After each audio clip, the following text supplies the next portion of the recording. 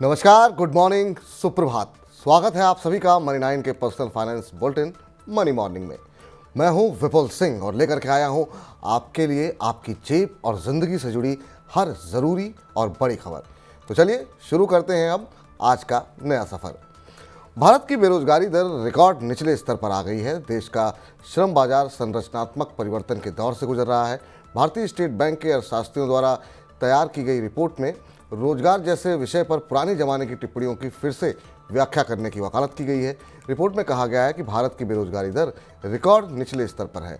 सभी क्षेत्रों में उद्यमिता सहित श्रम बाजार एक गहरे संरचनात्मक परिवर्तन के दौर से गुजर रहा है।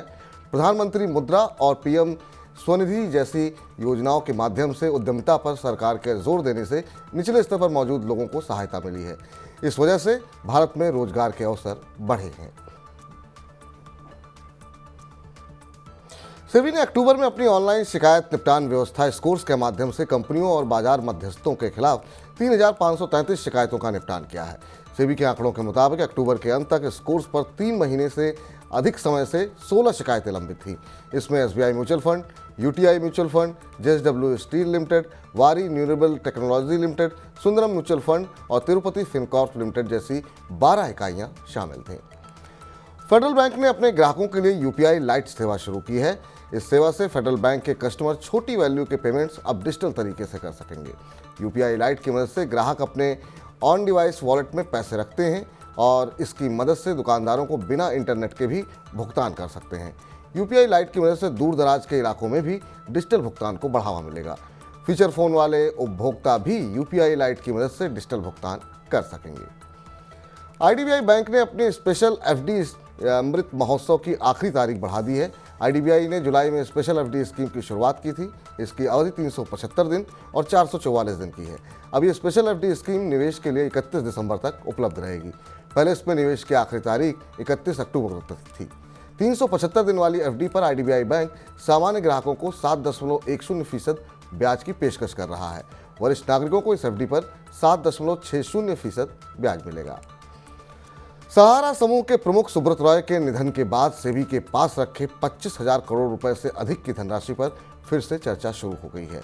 लंबे समय से बीमार रॉय का मंगलवार रात मुंबई में निधन हो गया। सेबी ने 2011 में सहारा समूह की 2 कंपनियों Sahara India real estate corporation limited और Sahara housing investment corporation limited को करीब 3 करोड़ निवेशकों से जुटाए गए धन को वापस करने का आदेश दिया था।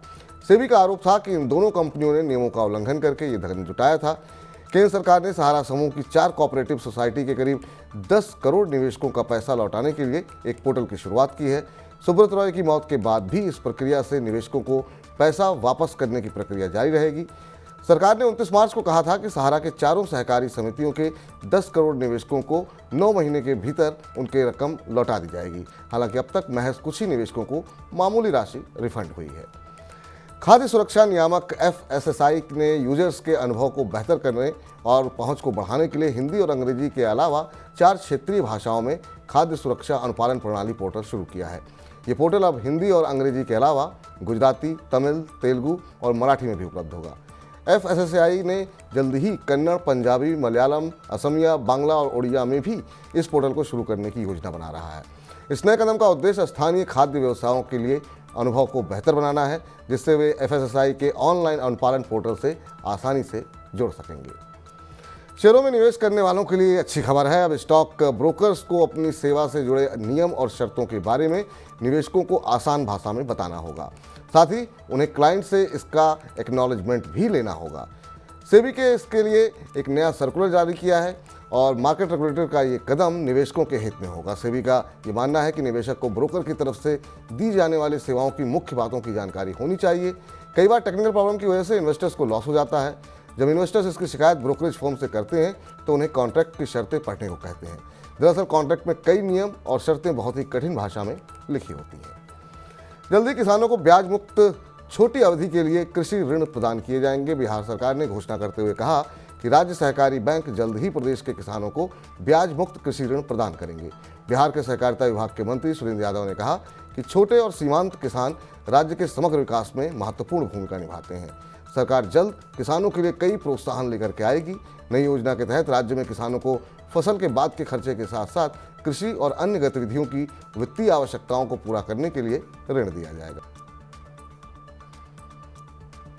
एसके ऑटोमोटिव के शेयर बुधवार को 282 रुपए के इशू प्राइस के मुकाबले 8% से अधिक उछाल के साथ लिस्ट हुए। बीएसई पर शेयर ने 8.12% की बढ़त के साथ 3.4 रुपये 90 पैसे पर शुरुआत की। कारोबार के दौरान शेयर 10.54% बढ़ करके 311 रुपये 75 पैसे पर पहुंचा।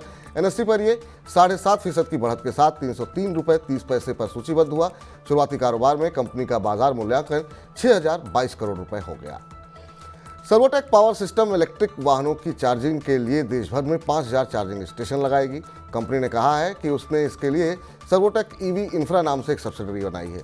ये सब्सिडरी चार्ज पॉइंट ऑपरेटर के रूप में कारोबार करेगी। सर्वोटेक पावर सिस्टम सब्सिडरी के जरिए ईवी चार्जिंग कारोबार में कदम रख रही है। कंपनी ईवी चार्जर का निर्माण करेगी और उसकी आपूर्ति सर्वोटेक ईवी इंफ्रा को करेगी।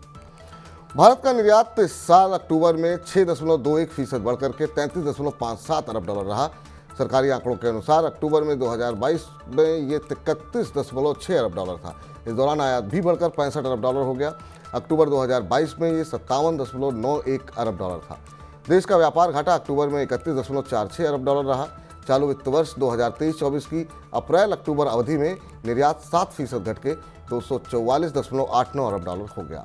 इन 7 महीनों में आयात 8.95% घटकर 391.96 अरब डॉलर रहा। तो आज के बुलेटिन में बस इतना ही। अपने काम की ज़रूरी खबरें देखने और समझने के लिए सब्सक्राइब करें हमारे यूट्यूब चैनल को। पर्सनल फाइनेंस से जुड़ी खबरों को पढ़ने के लिए हमारी वेबसाइट www.money9.com पर जाएं। खास कार्यक्रम देखने के लिए आप मनी9 के ऐप को भी डाउनलोड कर लें और लगातार मनी9 के साथ बने रहिए। मुझे इजाज़त दीजिए। नमस्कार।